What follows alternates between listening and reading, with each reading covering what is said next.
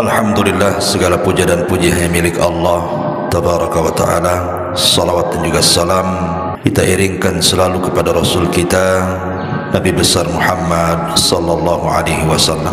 Pembahasan di pagi hari ini kita akan membahas tentang siapa malaikat maut.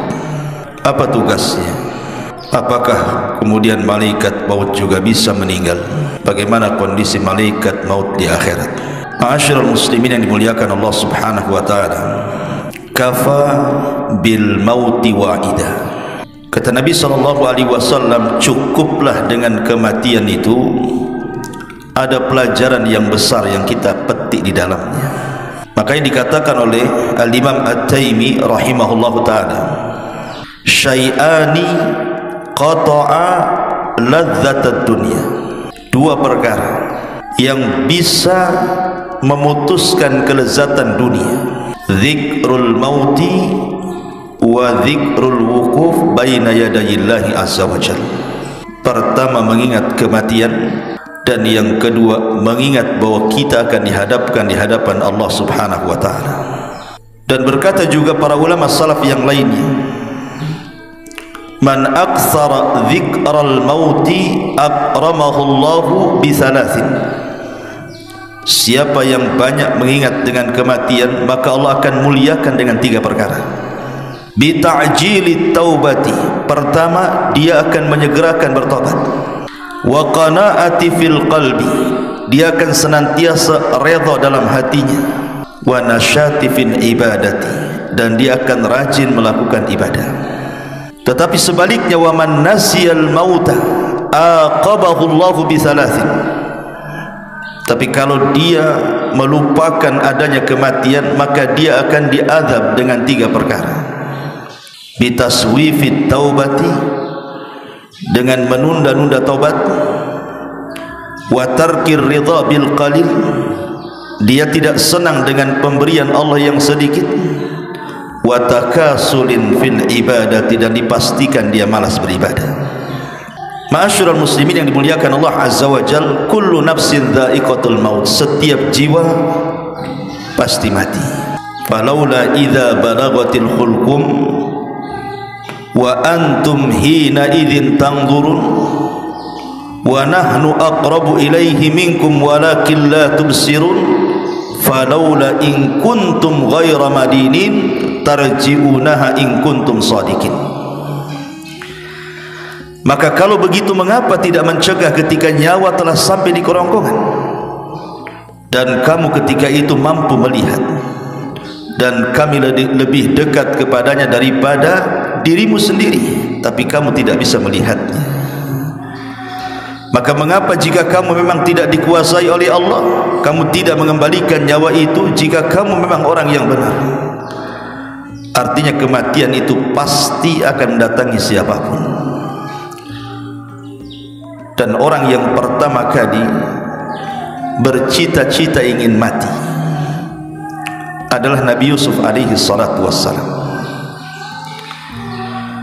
Disebutkan dari Ibnu Abbas radhiyallahu anhuma, awwalu nabiyyin sa'alallah al-mauta Yusuf.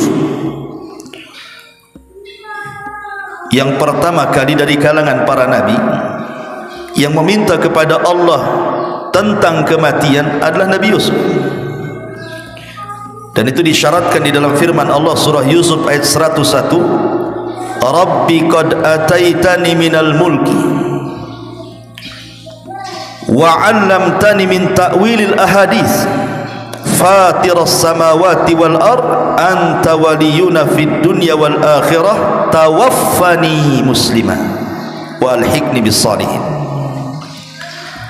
Ya Rabb, sesungguhnya Engkau telah menganugerahkan kepadaku sebagian kerajaan dan telah mengajarkan kepadaku berbagai macam tabir mimpi. Ya Rabb, Engkau pencipta langit dan bumi, Engkaulah pelindungku di dunia dan akhirat. Wafatkan aku dalam kondisi Islam dan gabungkan aku dengan orang-orang saleh. Tentu Nabi Yusuf ketika berangan-angan ingin sebuah kematian itu bukan karena dia kemudian seperti layaknya orang-orang yang terkena sakit kemudian tidak mau lagi tinggal di dunia. Tidak, justru Yusuf ini sebaliknya, kondisi dia di atas popularitas yang luar biasa. Makanya dijelaskan oleh para ulama bahwa Nabi Yusuf alaihi salatu wassalam dia ingin bersyukur kepada Allah subhanahu wa ta'ala dengan adanya dunia yang ada di hadapannya, sehingga ketika itu dia meminta kepada Allah subhanahu wa ta'ala jangan sampai dunia ini memfitnah dirinya. Makanya dia minta kepada Allah untuk diwafatkan dalam kondisi muslim dan juga digabungkan dengan orang-orang saleh. Ma'asyiral muslimin yang dimuliakan Allah azza wa jalla, setiap kita pasti mati, dan di sana ada malaikat yang disebut dengan malakul maut. Disinilah cerita dimulai. Siapa malakul maut ini? Ma'asyiral muslimin yang dimuliakan Allah azza wa jalla, sebagian ahli kitab menyebut kalimat malakul maut dengan Israel, tetapi nama Israel tidak ada dalam Quran, tidak juga ada dalam hadis Nabi sallallahu alaihi wasallam. Israel ini diambil dari Israiliyat, dari perjanjian lama, terdapat dalam Taurat. Maka yang dijelaskan oleh Syekh Albani rahimahullahu taala ketika memberikan catatan kepada kitab At-Tahawiyah, Aqidah Tahawiyah, apa kata Syekh Albani rahimahullahu taala? Wa nu'minu bimalakil mauti al-muwakkal biqabdi arwahil alamin. Dan kita beriman dengan adanya malaikat maut yang memang ditugaskan oleh Allah untuk mencabut nyawa setiap manusia.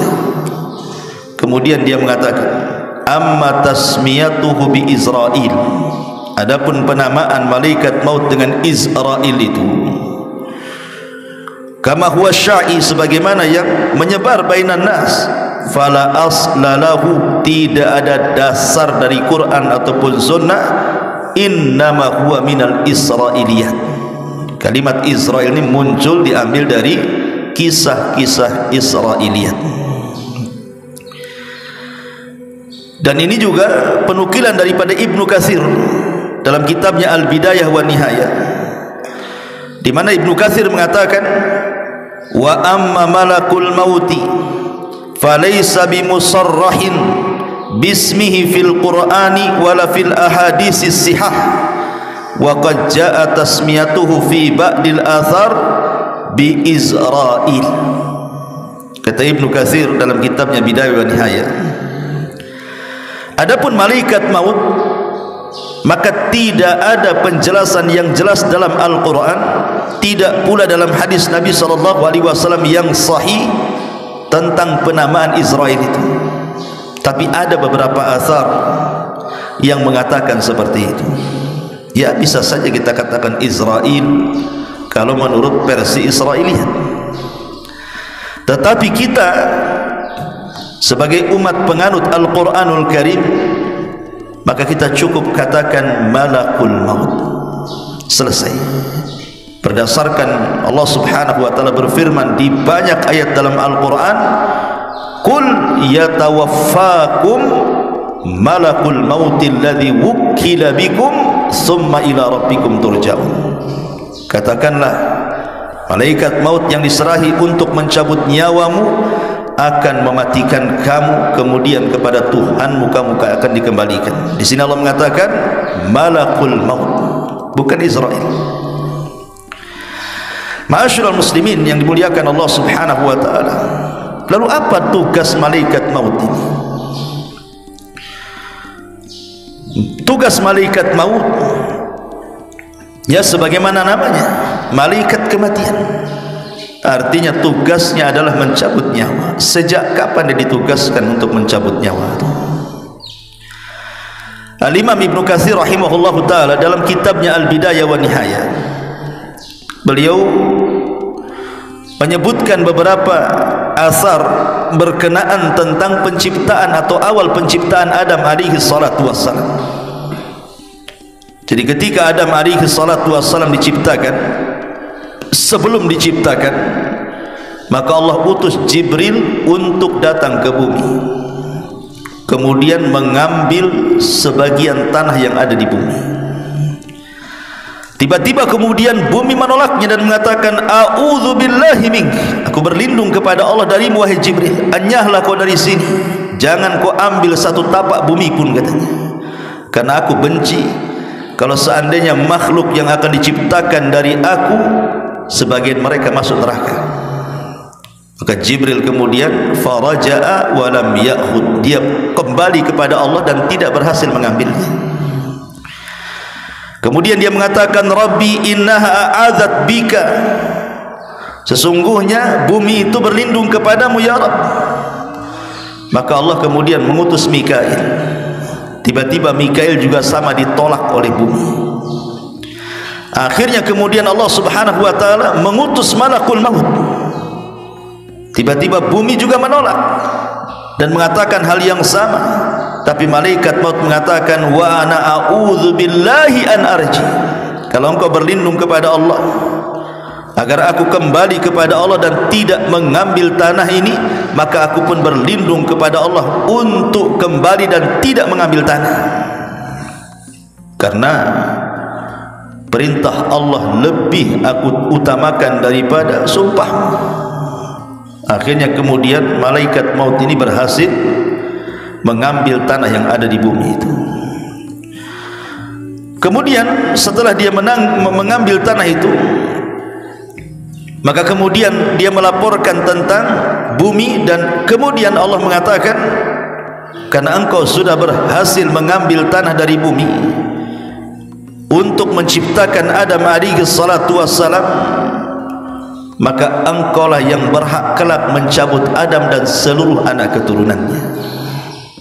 Ini riwayat memang dicantumkan oleh Imam Ibnu Katsir di dalam kitabnya Bidayah wa Nihayah.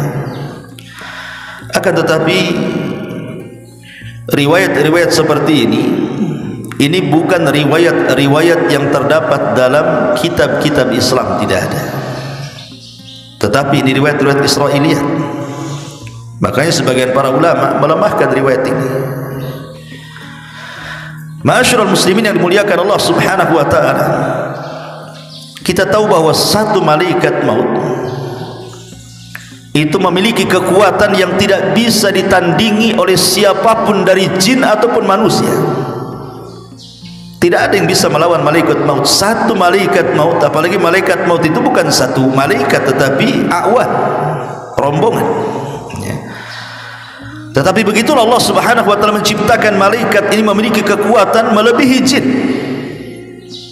Lihat Al-Imam Ibnu Utsaimin rahimahullahu ta'ala ketika menceritakan tentang kisah Nabi Sulaiman, ketika Allah mengatakan, ya ayyuhal mala'u ayyukum ya'tini bi arsyiha qabla an ya'tuni muslimin. Kata Sulaiman di hadapan jin dan juga manusia, siapa yang bisa memindahkan arsy Ratu Balqis dari Yaman kemari, katanya. Qala ifritun minal jin, tiba-tiba ifrit dari jin mengatakan, ana atika bihi qabla an taquma min maqamik, aku bisa mendatangkan istana itu sebelum kau berdiri di singgasanamu. Kemudian dia mengatakan, wa inni alaihi laqawiyyun amin, saya kuat, bisa dipercaya untuk itu, katanya. Tetapi tiba-tiba berdirilah seorang manusia dan mengatakan, qala alladhi indahu ilmun minal kitab ana atika bihi qabla an yartad ilaika tarfuka. Tiba-tiba ada seorang manusia, ada yang mengatakan namanya Asif ibn Barkhiyah, ada yang mengatakan wallahu a'lam, orang saleh, mengatakan, ya Sulaiman, aku bisa lebih daripada itu. Sebelum matamu berkedip, kupastikan istana itu sudah sampai di hadapanmu. Lihat dari sini, siapa yang kuat, manusia atau jin? Manusia lebih kuat. Jin dia mendatangkan istana sebelum Sulaiman berdiri, tapi manusia bisa mendatangkan istana sebelum Sulaiman berkedip, menunjukkan manusia sebenarnya lebih kuat dibandingkan jin. Ketika manusia lebih kuat dibandingkan jin, tapi manusia kalah dengan malakul maut. Tidak ada manusia yang mampu melawan malakul maut. Idza jaa ajaluhum la yastakhiruna sa'atan wa la yastaqdim. Kalau sudah datang ajalnya, tidak mungkin maju, tidak mungkin mundur, pas waktunya. Siapapun dia, mau para nabi, para rasul, para syuhada, orang-orang saleh, semua tidak bisa melawan malakul maut. Dari sini pendalilannya, kalau jin tidak lebih kuat daripada manusia, sementara manusia tidak lebih kuat daripada para malaikat, berarti malaikat memiliki kekuatan melebihi jin dan juga manusia. Ma'asyiral muslimin yang dimuliakan Allah Subhanahu wa taala, dalam akidah ahli sunnah wal jamaah kita meyakini bahwa malaikat maut itu ada, dan itu berdasarkan beberapa dalil dalam Quran. Kita akan baca. Pertama, dalam surah As-Sajdah ayat 11, Allah mengatakan, kul yatawaffakum malakul mautil ladzi wukila bikum thumma ila rabbikum turja'un. Katakanlah, malaikat maut yang diserahi untuk mencabut nyawamu akan mematikan kamu, kemudian kepada Tuhanmu kalian dikembalikan.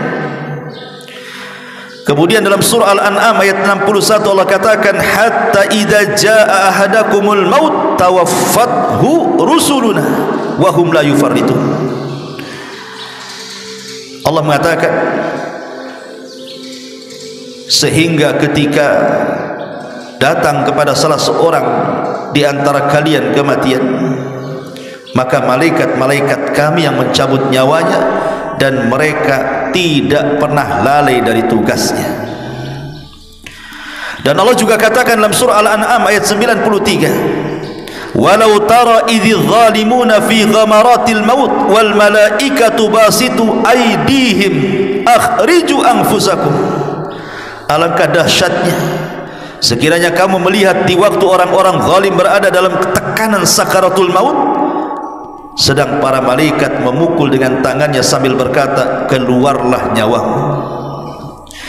Kemudian juga Allah mengatakan dalam surah Al-Anfal ayat 50, walau tara id yatawaffa alladhina kafaru al-malaikatu yadribuna wujuhahum wa adbarahum wa dhuqu adzabal harim.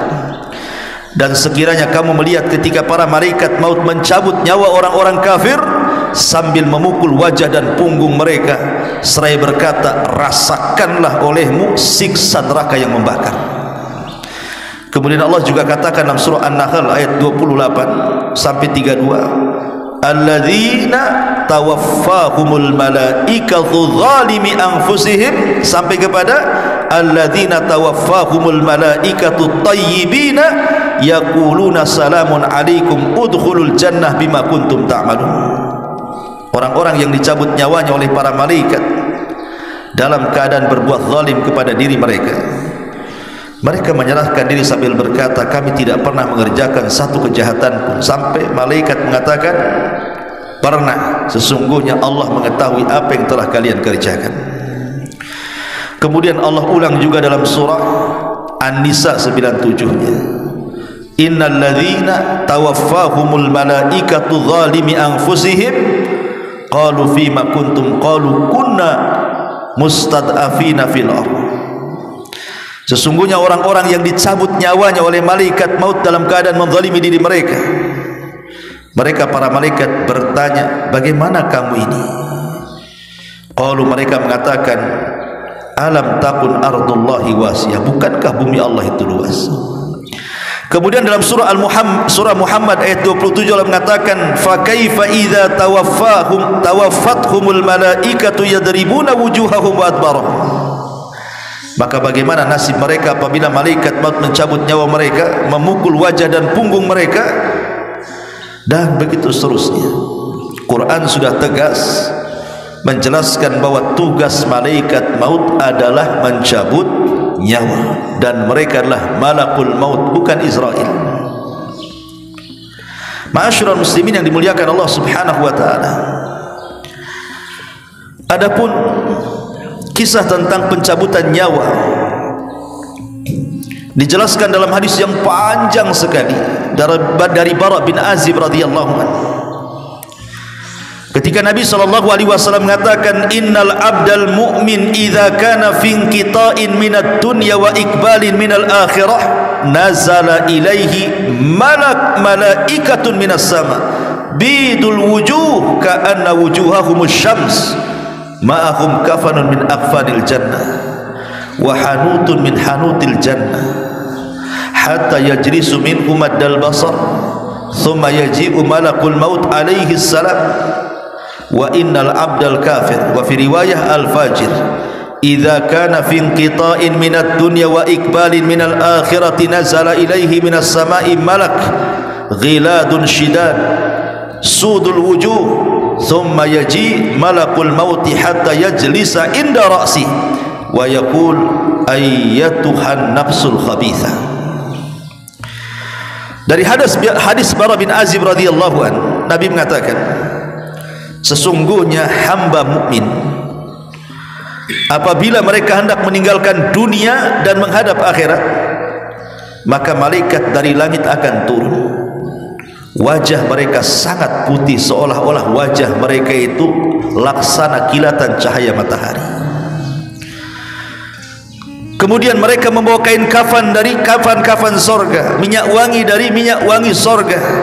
Kemudian mereka duduk sejauh mata memandang. Kemudian datanglah malaikat maut dan mencabut nyawa hamba mukmin tadi.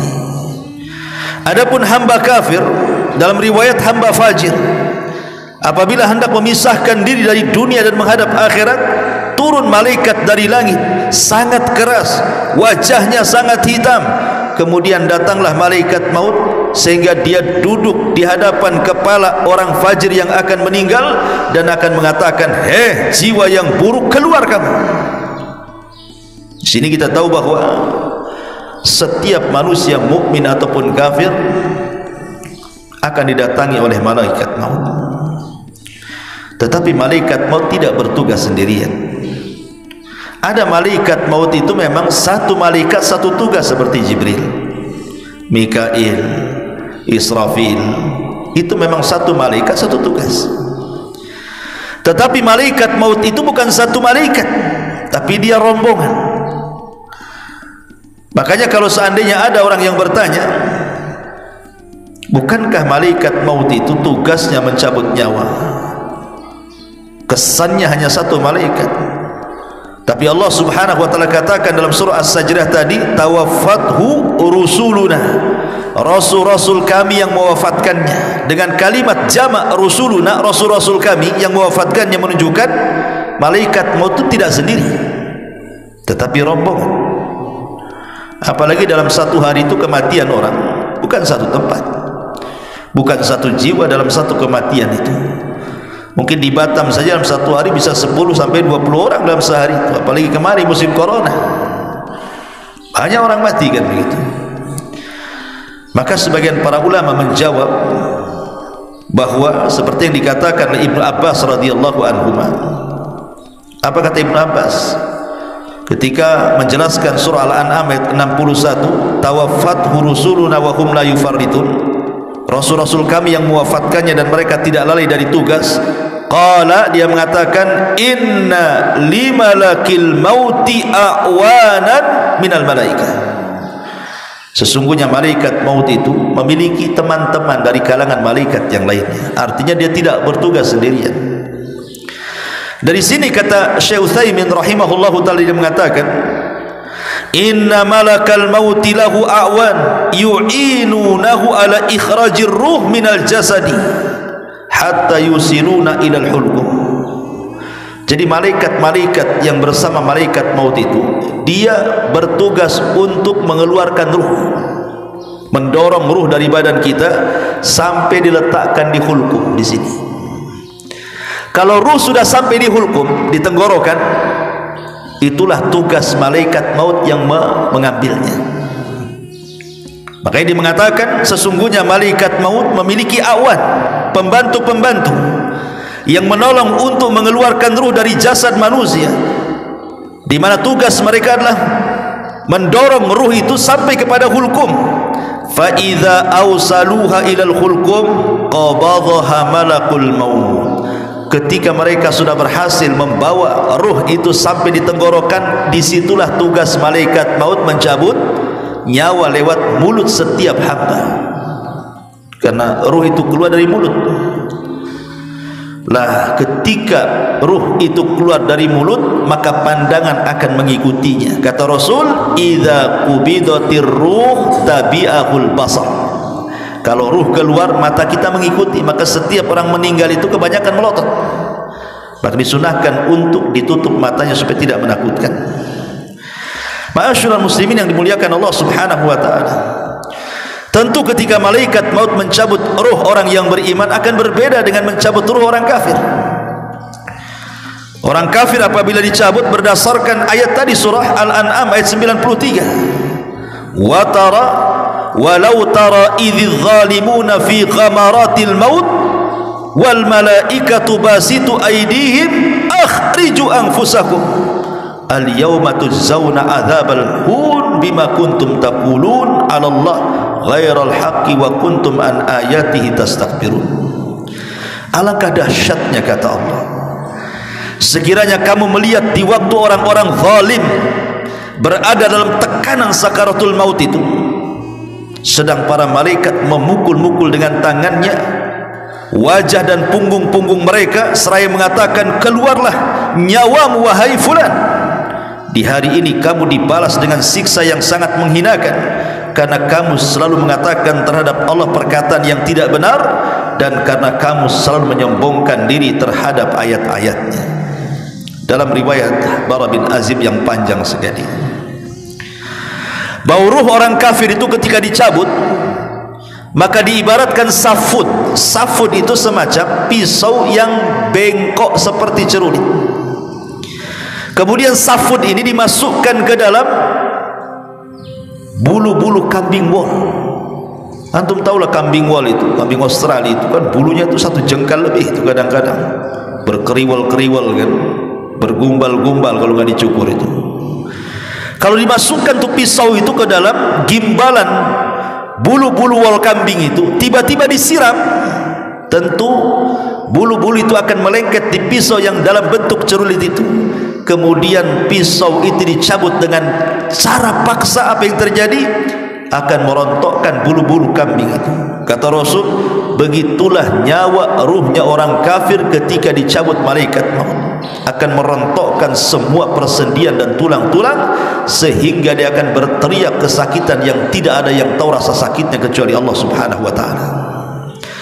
Tapi ruhnya seorang mukmin maka akan dipanggil dengan panggilan yang baik.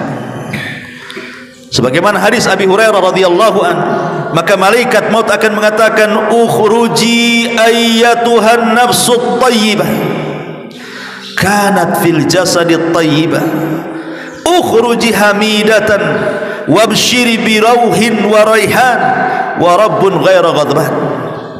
Wahai jiwa yang tenang, wahai jiwa yang baik, keluarlah dari jasad yang baik, keluar dengan cara terpuji, dan berbahagialah engkau akan mendapatkan wewangian dari sorga, dan engkau akan menghadap Rabb yang tidak sedang murka. Dan Allah katakan dalam Al-Quran, ya ayyatuhan nafsul mutmainnah irji'i ila rabbiki radiyatan mardiyah. Wahai jiwa yang tenang, keluarlah kepada keridhaan Allah Subhanahu wa ta'ala. Ma'asyiral muslimin yang dimuliakan Allah Subhanahu wa ta'ala, di antara tugas malaikat maut adalah menghabarkan kabar gembira yang baik kalau yang meninggal adalah seorang mukmin. Dan itu disebutkan dalam surah Fussilat ayat 30. Allah mengatakan apa? Innal ladzina qalu Rabbuna Allah thumma istaqamu tatanazzalu alaihimul malaikatu alla takhafu wa la tahzanu wa abshiru bil jannati allati kuntum tu'adun. Orang-orang yang mengatakan Rabb kami Allah kemudian istiqamah, maka akan turun para malaikat kepadanya. Ada yang mengatakan malaikat maut dan teman-temannya, kemudian mengatakan jangan takut, jangan sedih, berbahagialah karena surga sudah dijanjikan kepadamu. Jadi terkadang tugas malaikat maut adalah menghabar gembirakan kepada kematian seorang mukmin, tapi dia akan membawa kabar buruk kepada kematian orang kafir dan fasik. Ma'asyiral muslimin yang dimuliakan Allah Subhanahu wa taala. Adapun apakah malaikat maut juga mencabut nyawa binatang? Apakah tugas malaikat maut juga mencabut nyawa binatang? Apakah hanya dia mencabut nyawa manusia saja? Ada sebuah hadis yang mengatakan ajalul bahaim kulluha minal kummali wal baragis wal jarradi wal khayli wal bighali wal dawabi kulliha ajaluha fit tasbih fa idhan qadha tasbihuha qabadallahu arwahaha wa laysa limalakil mauti min dhalika syai'un. Batas waktu binatang-binatang ini, baik kutu ataupun sejenis binatang-binatang yang merayap, kecoa dan yang semacamnya, termasuk juga belalang, kemudian kuda, kemudian bigol dan semua hewan-hewan, maka ajal mereka setelah habisnya mereka bertasbih. Maka apabila mereka selesai bertasbih sebagaimana perintah Allah, maka Allah akan mencabut ruh-ruh semua binatang dan tidak ada kait-mengait dengan malakul maut.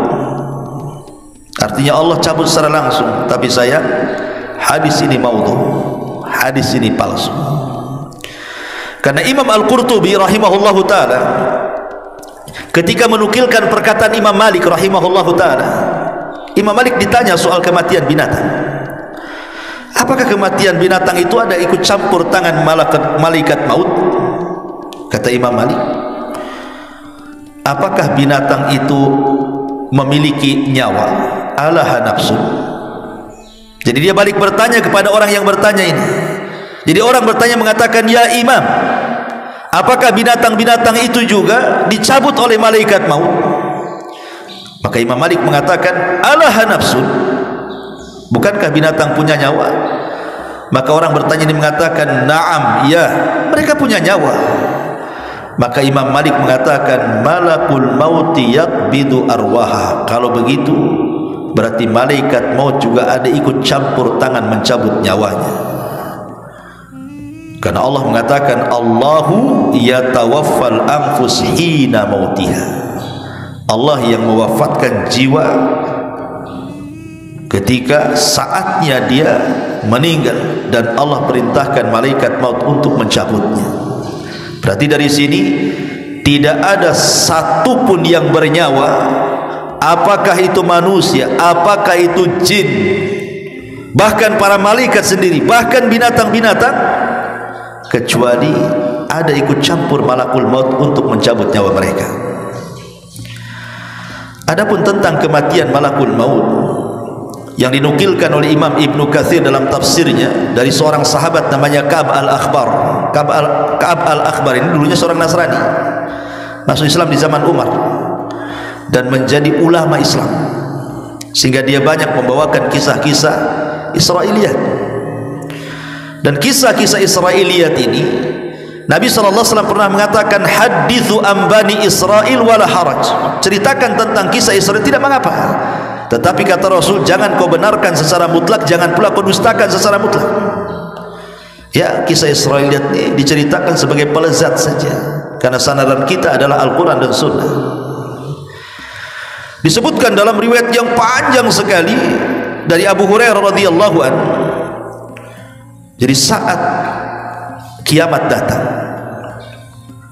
ji'a malakul mauti ilal jabbar, didatangkan malaikat maut menghadap Allah Subhanahu wa ta'ala. Jadi ketika seluruh manusia sudah mati, semua jin sudah mati, semua binatang sudah mati, sebagian besar malaikat mati, maka malaikat maut dipanggil oleh Allah Azza wa Jalla. dan dikatakan kepada malaikat maut, man baki, siapa yang tersisa? Ada lagi yang masih hidup, siapa yang tersisa? Maka dia mengatakan, al hayyul ladzi la tamut, jiwa yang tidak akan pernah mati, engkau ya Rabb. Di sana masih ada Jibril, masih ada Mikail. Maka Allah subhanahu wa ta'ala mengatakan, pergi cabut kedua malaikat itu nyawanya. Akhirnya malaikat maut mencabut nyawa Jibril, kemudian mencabut nyawa Mikail. Kemudian malaikat maut datang kepada Allah subhanahu wa ta'ala dan mengatakan, ya Rabb, aku sudah mencabut nyawa keduanya. Bahkan dalam riwayat Jibril itu sampai menangis. Ketika dicabut oleh malaikat maut, Jibril menangis dan mengatakan, ya Rabb, hawwin alaina sakaratil maut, ya Rabb, ringankan bagiku sakaratul maut, katanya. Tapi tetap dicabut nyawanya. Ketika sudah tidak ada malaikat maut, tidak ada para malaikat, sudah mati semua, dicabut nyawanya oleh malaikat maut, tinggal malaikat maut saja yang masih hidup. Dia menghadap kepada Allah subhanahu wa ta'ala dan melaporkan bahwa semua sudah dicabut nyawanya. Kemudian Allah mengatakan, man baki, siapa yang tersisa? Maka dia mengatakan, tidak ada ya Rabb, tidak ada, illa abdukal fakir, kecuali hambamu yang fakir ini. Maka Allah mengatakan, mut, mati kamu. Maka malaikat maut pun mati. Ketika sudah tidak ada lagi makhluk yang hidup, tidak binatang, tidak malaikat, tidak manusia, tidak jin, maka Allah subhanahu wa ta'ala akan berteriak di alam semesta dan mengatakan, limanil mulkul yaum, milik siapa kekuasaan ini? Itulah kalimat dalam surah Al-Fatihah, maliki yaumiddin. Kita sering membaca kalimat ini 17 kali dalam salat kita, maliki yaumiddin, raja pada hari kebangkitan. Maksudnya disyaratkan kepada perkataan Allah subhanahu wa ta'ala di sini, limanil mulkul yaum, kekuasaan ini milik siapa? Milik siapa kekuasaan ini? Jin sudah tidak ada, malaikat sudah tidak ada, manusia sudah tidak ada, binatang sudah tidak ada. Allah katakan, limanil mulkul yaum, tidak ada yang jawab karena tidak ada makhluk. Maka Allah jawab sendiri, lillahil wahidil qahhar, kata Allah, kekuasaan ini milik zat yang satu yang maha perkasa, akulah yang perkasa itu, kata Allah. Ma'asyiral muslimin yang muliakan Allah azza wa jalla, hadis ini dikeluarkan oleh Imam Abi Dunya dalam kitab Al-Ahwal, kemudian Ibnu Abi Hatim dalam tafsirnya, kemudian Abu Ya'la, dan banyak sekali. Makanya kemudian Imam Ibnu Katsir menukilkan riwayat ini dalam tafsirnya, walaupun sekali lagi ini lebih kepada kisah Israiliyat, ini lebih kepada kisah Israiliyat, dan sebagian para mengatakan ini tidak sahih. Sehingga kita harus yakini bahwa semua manusia itu mati. Bagaimana caranya? Wallahu a'lam. Kullu man 'alaiha fan wa yabqa wajhu rabbika dzil jalali wal ikram. Semua mati. Ya. Ma'asyiral muslimin yang dimuliakan Allah azza wa jalla, ada kisah-kisah menarik kita bacakan, walaupun sebagiannya sahih, sebagiannya diperselisihkan, bahkan sebagiannya maudhu, tentang kisah malaikat maut mendatangi para nabi. Kisah yang pertama adalah kisah malaikat maut dan Nabi Musa. Kisah ini sahih karena dicantumkan dalam riwayat Muslim dan juga yang lainnya dari hadis Abi Hurairah radhiyallahu anhu. Ja'a malakul maut ila Musa, malaikat maut datang kepada Nabi Musa dan mengatakan, ajib rabbaka, penuhilah panggilan Tuhan wahai Musa. Maksudnya kau sudah sampai waktu wafatmu. Falattama Musa alaihi salam aina malakil maut, marah Musa, ditampar pula malaikat maut, keluar matanya. Malaikat maut tampar sama Musa, karena ketika itu malaikat maut dalam bentuk manusia. Masalahnya kalau dia datang dalam bentuk malaikat maut tidak bisa ditampar. Dia mendatangi Nabi Musa dalam bentuk manusia. Ketika dia mengatakan seperti itu, ajib rabbaka, Musa, penuhi panggilan Rabbmu, kau harus mati hari ini, katanya. Ya Musa emosi lah dibilang begitu, ditampar malaikat maut itu, keluar biji matanya. Waraja'al malak ilallah, maka malaikat maut akhirnya melapor kepada Allah. dan mengatakan, ya Rabb, innaka arsaltani ila abdin laka la yuridul maut. Ya Rabb, kau utus aku kepada hamba yang tak mau mati. Cemana pula ni, katanya. Maka Allah subhanahu wa ta'ala mengatakan, setelah kemudian mengembalikan kedua matanya, maka Allah mengatakan, irji ila abdi, datang kau lagi kepada hambaku Musa, faqul, dan katakan, al hayata turid, fa idza kunta turidul hayat fadha yadaka ala matni thawri fama tawarat yaduka min sya'ratin fa innaka ta'isu biha sanatan. Maka Allah mengatakan kepada malaikat maut, kembali kepada hambaku dan sampaikan kepadanya, apakah engkau terus menginginkan kehidupan? Jika engkau masih menginginkannya, letakkan tanganmu pada punggung sapi jantan. Satu bulu yang kau tutupi tanganmu itu, maka engkau akan hidup 1 tahun. Jadi kalau seandainya kita letakkan begini tangan kita di sapi jantan, rupanya bulu yang ditutupi tangan itu anggaplah ada 100 bulu, berarti setiap 1 bulu dihitung 1 tahun. Ya. Maka Musa berkata, lalu apa setelah ini? Qala fal'ana min qarib rabbi amitni minal ardil muqaddasati ramyata bihajarin. Qala Rasulullah sallallahu alaihi wasallam, wallahi law anni indahu la ara'aitukum qabrahu ila janibit tariq indal kathibil ahmar. Lalu Musa berkata, wahai Tuhanku, sekarang kupilih kematian dalam waktu dekat. Artinya akhirnya Musa pasrah, udah cabut aja lah daripada tak dicabut gitu. Cabut aja lah katanya. Ya. Kemudian Nabi SAW menyampaikan keinginannya, matilah aku dekat tanah suci Baitul Maqdis sedekat lemparan batu. Rasulullah SAW kemudian menambahkan, demi Allah, andai aku berada di sisi Musa, niscaya akan aku perlihatkan kepada kalian kuburnya berada di pinggir jalan, tepatnya pada gundukan pasir. Hadis ini sahih kan, riwayat Muslim. Tapi masalahnya di sana ada riwayat yang berbeda. Riwayat seperti malaikat maut ketika mendatangi wazirnya Sulaiman. Dan ini banyak dinukilkan juga oleh ahli tafsir masalahnya, dalam tafsir Jalalain dan yang lainnya.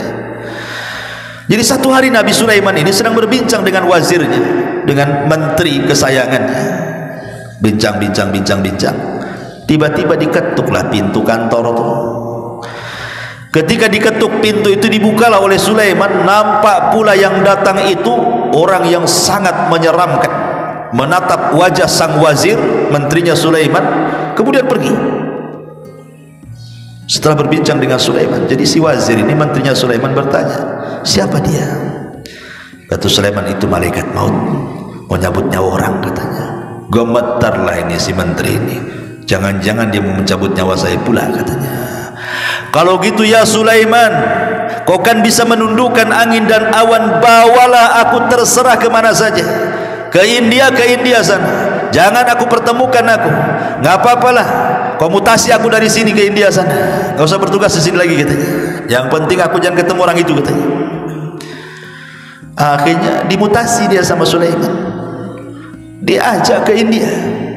Ketika turun dari awan, rupanya orang itu sudah di situ. Jadi Sulaiman ini bertanya kepada orang itu dan mengatakan, kenapa kamu ada di sini? Maka kemudian dia mengatakan, Allah barusan merintahkan aku untuk nyabut nyawa orang dan dia ada di sini. Ku tengok-tengok tak ada, rupanya ada kamu dan dia. Mungkin dialah, katanya. Akhirnya dicabut nyawanya. Subhanallah. Itulah ketika Allah mengatakan, idza jaa ajaluhu la yastakhiruna sa'atan wala yastaqdimun. Kalau datang ajalnya tidak mungkin maju, tidak mungkin mundur, kan itu. Tapi kisah ini disebutkan juga oleh Ibnu Abi Syaibah dalam kitab Musannaf, dan Ats-Tsa'labi dalam tafsirnya, Imam Ahmad dalam Zuhud, Ibnu Battah dalam Ibanah, Al-Asbahin dalam Azamah, Ibn Wahab dalam Tarikh Ad-Dimashqi, Abu Nu'aim dalam Hilyah, dan begitu seterusnya. Tetapi sekali lagi, sebagian para ulama mengatakan sanadnya ini mauquf. Maksudnya mauquf tidak sampai kepada Nabi, tetapi ini ucapan seorang sahabat. Ada juga yang mengatakan sampai kepada tabi'in, artinya maktu, bukan mauquf ya, maktu itu terputus sanadnya karena ucapan tabi'in, bukan ucapan Nabi. Kalau ucapan sahabat namanya mauquf, kalau sampai kepada Rasul namanya marfu. Begitu istilah mustalahul hadis ya. Dan maktu sampai kepada tabi'in ini berarti riwayatnya lemah karena terputus sampai tabi'in ya. Masyarul muslimin yang dimuliakan, termasuk juga kisah malaikat maut dan Nabi Ibrahim. Al-Khuldi meriwayatkan, mengeluarkan dalam kitabnya Al-Fawaid waz-Zuhdi wal-Raqaiq wal-Marathi, menceritakan tentang kisah kedatangan malaikat maut hendak mencabut nyawa Ibrahim. Jadi malaikat maut ini datang kepada Ibrahim dan mengatakan, "Ya Ibrahim, Allah memerintahkan aku untuk mencabut nyawamu." Maka Ibrahim mengatakan kepada malaikat itu, "Bagaimana mungkin? Bagaimana pendapatmu? Khalilan yaqrahu bagaimana pendapatmu? Ra'aita khalilan yaqbidu ruha khalilihi." Bagaimana pendapatmu wahai malaikat maut? Ini khalil itu maksudnya Allah Subhanahu wa taala, sang kekasih mau mencabut kekasihnya. Macam mana pula katanya? Saya kan kekasih Allah. Masa sang kekasih mencabut nyawa kekasihnya katanya? Harusnya kan disayang kekasih itu, bukan dicabut nyawanya, kata Ibrahim. Tetapi kemudian malaikat maut ini kembali kepada Allah dan mengatakan, ya Rabb, Ibrahim ngomong macam mana sang kekasih mencabut nyawa kekasihnya katanya. Maka Allah mengatakan, cabut nyawanya. Akhirnya malaikat maut mencabut nyawanya. Sanadnya maudhu, maqdhub. Hadis ini palsu, tidak ada sanadnya ya. Kemudian juga malaikat maut, pernah satu hari malaikat maut itu dia tertawa, menangis, kaget. Ini kisah lain lagi nih ya. Jadi satu hari itu malaikat itu pernah tertawa, pernah menangis, pernah kaget nih. Dikisahkan tentang dialog Allah dengan malaikat maut. Jadi Allah bertanya kepada malaikat maut itu, "Apa pengalamanmu saat mencabut nyawa?" Kata malaikat maut, "Kadang aku tertawa, kadang aku menangis, kadang aku kaget," katanya. Kata malaikat maut nih. Kata Allah, "Kapan kau tertawa?" Ini cerita. "Satu hari aku hendak mencabut nyawa orang tua," katanya. Orang tua ini baru mesan sepatu. Kemudian dia mengatakan kepada pembuat sepatu itu, "Buatkan sepatu untukku yang tahan 1 tahun. Buatkan sepatu untukku yang tahan 1 tahun, jangan cepat rusak." Maka sudah dipesan sepatunya. Kata malaikat maut, "Sayang, sebelum dipakai dah aku cabut nyawanya," katanya. Belum pun dipakai sepatu itu, sudah aku cabut nyawanya. Aku tertawa, kata malaikat maut. Kasihan dia, udah pesan setahun pula udah mati duluan katanya. Kemudian, "Kapan aku menangis? Kapan kau menangis?" kata Allah. Kemudian malaikat maut mengatakan, "Saat aku mencabut nyawa seorang wanita. Ketika itu dia sedang menyusui anaknya di tengah padang pasir. Ketika itu aku memandang bayinya. Kalau seandainya aku cabut nyawa wanita ini, siapa yang merawat bayinya? Dia sendirian di padang pasir. Aku pun menangis kasihan, tapi tetap ku cabut karena perintah Allah. Adapun aku kaget ketika aku mencabut seorang alim, mencabut seorang ulama," dia bilang. "Tiba-tiba ketika aku hendak mencabutnya, aku kaget karena di dahinya ada cahaya. Tetapi tetap saja aku pun mencabut dia dan cahayanya." Tapi hadis ini dipermasalahkan juga oleh para ulama, karena hadis ini dilemahkan, tidak ada sanadnya sampai kepada Nabi sallallahu alaihi wasallam. Tetapi yang mungkin yang banyak dikisahkan adalah kisah tentang malaikat maut dan Nabi Yakub. Nah, itu dijelaskan, pernah saya juga jelaskan dalam khutbah Jumat, ketika Nabi Yakub didatangi malaikat maut, kemudian dikatakan, kata Yakub, kenapa kau tidak mengantarkan tanda-tanda sebelum kau cabut nyawaku? Entah 2 atau 3 tanda jadilah, katanya. Kata malaikat maut, kan sudah kukirim tanda-tandanya. Kata Yakub, apa tanda-tandanya? Bayadu ra'sika ba'da sawadi, inhina'u dhahrika ba'da istiqamati, wa dha'fu badanika ba'da quwwatihi, hadihi rusul ila bani Adam qabla al-mauti. Putih rambutmu yang dulunya hitam, bungkuk badanmu yang dulunya tegak, lemah badanmu yang dulunya kuat, itulah tanda kau dekat dengan mati, katanya. Dan tanda ini akan berlaku kepada seluruh anak Adam. Masyarakat muslimin yang dimuliakan Allah Azza wa Jalla, sekilas tentang beberapa kisah seputar malaikat maut. Tapi yang jelas bahwa kematian adalah makhluk Allah. Malaikat maut adalah makhluk Allah. Kematiannya itu sendiri adalah makhluk Allah. Dan nanti pada hari kiamat, ketika penduduk sorga masuk ke dalam sorga, penduduk neraka masuk ke dalam neraka, dan sudah tidak ada lagi syafaat, tidak ada lagi rahmat, semua sudah menduduki tempatnya masing-masing. Ji'abil mauti, maka Allah akan datangkan kematian ala suratil kabshan amlah, dalam bentuk kambing yang ada hitam putihnya. Kemudian Allah gorok tuh kambing itu, simbol bahwa tidak ada kematian lagi. Maka Allah Subhanahu wa taala akan menyuruh kepada penduduk surga, ya ahlal jannah khuludun la mautalakum, hei ahli surga, kekal kau kalian, kau dapat nikmat yang kekal di situ. Wa ya ahlan nar khuludun la mautalakum, kalian juga penduduk neraka kekal di dalamnya, rasakan azab. Ketika kematian sudah tidak ada lagi, berarti yang ada hanya kekekalan.